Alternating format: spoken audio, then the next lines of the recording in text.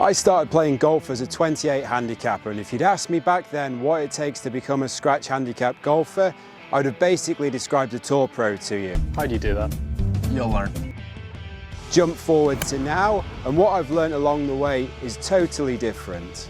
My technique has definitely improved from when I was off 28, but I'm certainly not an epic ball striker, and I'm not hitting it crazy distances. The biggest gains I've seen aren't technical. They're things that anyone can do to improve their scores right now, and here are 5 of them.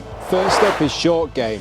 Focus on it. Scratch golfers are only hitting the green 62% of the time, so that means that the better golfers out there still have to scramble a lot during a round. So as tempting as it is to go to the driving range, smash driver, hit loads of mid-irons, work on your short game, work on some staple chips around the green, work on your short putts, work on lagging your longer putts, because it's going to help you in the long run. The next thing is to play different courses. When I started out, it was really tempting to play the same course all the time. Learn it, get better at scoring there, feel like you're making progress. But it's not the best thing for your game. You really need a game that's going to travel. Playing different courses is going to test you in different ways, ask different questions of your game, and ultimately make you better at scoring, better at playing, lower your handicap. Next is course management. None of us like dropping shots, but you're going to make mistakes in rounds and you are going to take bogeys. But the worst thing that can happen when you're trying to shoot scratch, trying to shoot a good score, is taking a double bogey or worse.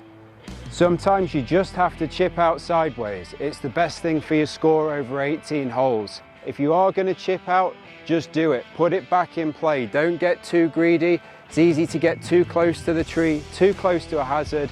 Don't do it. Just get yourself back in play, work on taking a bogey and no worse, and move on with your round and hopefully birdie somewhere along the way.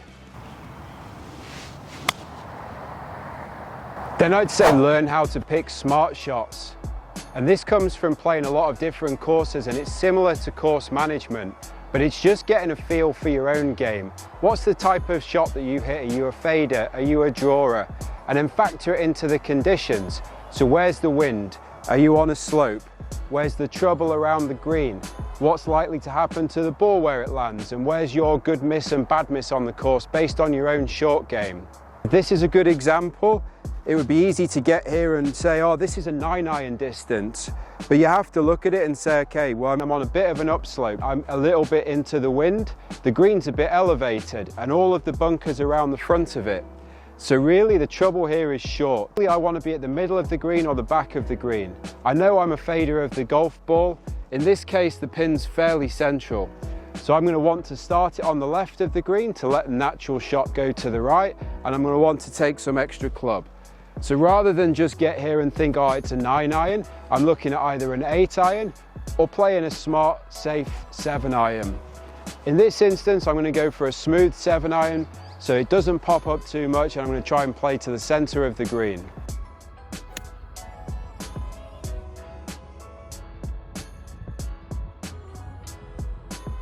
Finally, don't worry what other people think.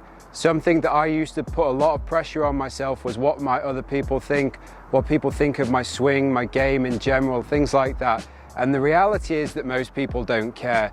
They've got enough problems controlling their own golf game to really worry what you're doing. And if you actually get out there and you watch the pros, you'll see that everyone hits shockers.